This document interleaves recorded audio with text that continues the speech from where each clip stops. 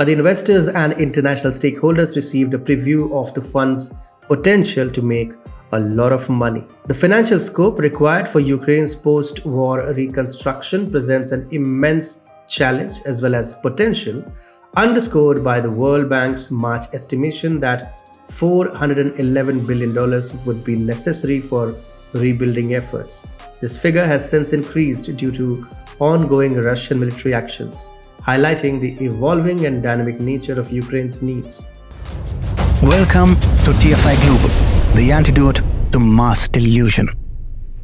At the World Economic Forum Conference, Blackrock, the world's largest portfolio investment company, alongside JP Morgan, had announced a significant initiative aimed at supporting Ukraine amidst its ongoing crisis. These financial giants are at the forefront of establishing the Ukraine Reconstruction Bank, a venture designed to marshal substantial private investment towards the reconstruction efforts in Ukraine, which has been severely impacted by conflict.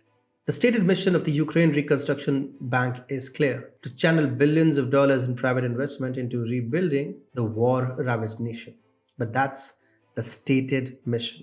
The involvement of major global corporations and financial institutions, including Blackrock, JP Morgan, Citi, Sanofi, and Philips, among 400 others, signals a wide-ranging commitment to Ukraine's recovery, or so it seems. This collective effort is predicated on the belief that there is a tremendous opportunity for private investors, as noted by Stephen Weller of JP Morgan, a classic case of profit-driven motives packaged in altruism. Central to this initiative is big money's partnership with the Kiev regime. The collaboration between the Ukrainian government and the private sector, including some of the world's most influential financial institutions, raises a single important question: will Ukraine turn into world's first corporate country?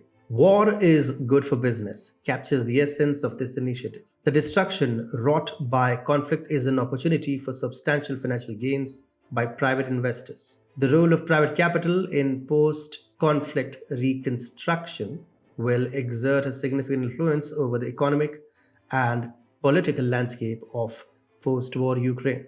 The engagement between Blackrock, one of the world's foremost investment firms, and Ukraine signifies a deepening relationship between big money and the Ukrainian government, a partnership that has evolved steadily since late 2022. This collaboration began when Ukraine sought the expertise of Blackrock's consulting arm, McKinsey, to explore effective strategies for attracting significant capital investments. By February, JP Morgan had also joined this growing alliance, marking a significant expansion of Ukraine Incorporated. The involvement of these financial behemoths was publicly acknowledged by Ukraine's President Volodymyr Zelensky, who, in a clear testament to the seriousness of this partnership, announced the collaboration with both financial giants along with consultants from McKinsey. The formalization of this relationship was further solidified through the signing of a memorandum of understanding between Blackrock and Ukraine's Ministry of Economy in November 2023. In a pivotal meeting in late December 2022, Ukraine's President Zelensky and Blackrock's CEO Larry Fink agreed upon an investment strategy that would guide the forthcoming efforts. The nexus of international diplomacy and support for Ukraine's recovery efforts found a symbolic and strategic platform in London, just on the cusp of the Ukraine Recovery Conference. King Charles III, a renowned globalist, hosted a notable reception at St. James's Palace. This gathering was not merely a ceremonial event, but a confluence of political and civil society hyenas. Among the guests were the Prime Minister of Ukraine, Mr. Denis Shmyhal, the President of the European Commission, Ursula von der Leyen, and His Majesty's Ambassador to Ukraine, Dame Melinda Simmons. The timing of the Ukraine Recovery Conference in London, hosted by the Kiev regime and the British government on June 21st to 22nd, 2023, seemed almost prescient, occurring just before the Prigozhin-Wagner field coup of June 23 to 24, 2023. Too much of a coincidence. The London conference also served as a precursor to the unveiling of the Ukraine Development Fund, a key initiative still in its planning stages, awaiting the cessation of hostilities with Russia to fully launch. But the investors and international stakeholders received a preview of the fund's potential to make a lot of money. The financial scope required for Ukraine's post war reconstruction presents an immense challenge as well as potential, underscored by the World Bank's March estimation that $411 billion would be necessary for rebuilding efforts. This figure has since increased due to ongoing Russian military actions, highlighting the evolving and dynamic nature of Ukraine's needs. Amidst these circumstances, a formal fundraising target has not been established. However, individuals close to the initiative indicate an ambitious strategy to amass low cost capital from a blend of government entities, philanthropic donors, you know the ones, and international financial institutions. The aim is to leverage this initial capital to entice a significantly large volume of unsuspecting private investors, potentially augmenting the initial outlay by a factor of 5 to 10. Blackrock and JPMorgan are contributing their services, wait for it, pro bono. Funny, right?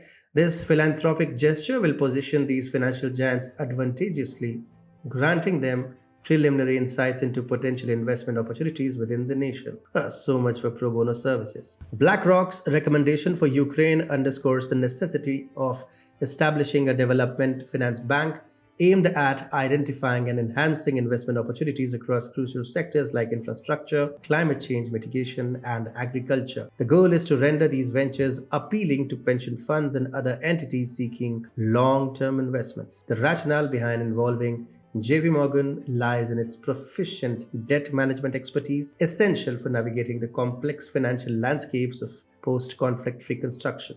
Despite the general investor inclination to await the cessation of hostilities, the proactive stance of Ukraine, as highlighted by Whaler from JP Morgan, is quite pivotal.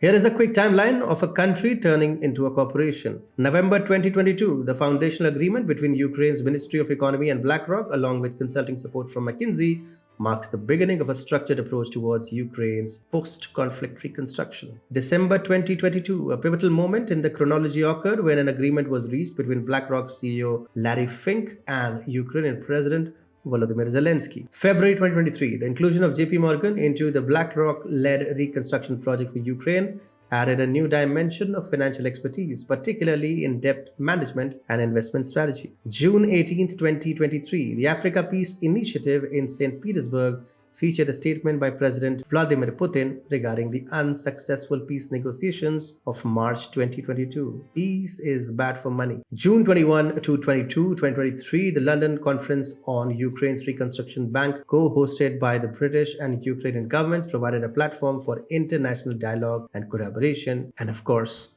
money making. June 23rd to 24th, 2023, the Prigozhin-Wagner rebellion unfolded. Well, the drive towards reconstruction is completely intertwined with the interests of these financial giants, suggesting that the path to rebuilding is paved with motivations that prioritize financial gains over the welfare of Ukraine's populace. The prospect of Ukraine being ushered into a state of significant indebtedness, leading to subservience and dominance by external financial powers, is the only surety. Such a scenario will entrench the country in a cycle of dependency, potentially culminating in mass poverty and social devastation under the guise of reconstruction. The privatization of approximately 1,000 state assets in early 2024 has already been outlined by Vitaly Koval, chairman of State Property Fund of Ukraine. While presented as an opportunity for the development of small and medium-sized businesses, big money will be the real beneficiaries of this process. It will lead to the erosion of the local business ecosystem, favoring large investors and deepening the divide between the wealthy and the impoverished. And that's how, my friends, Ukraine will turn into Ukraine Incorporated.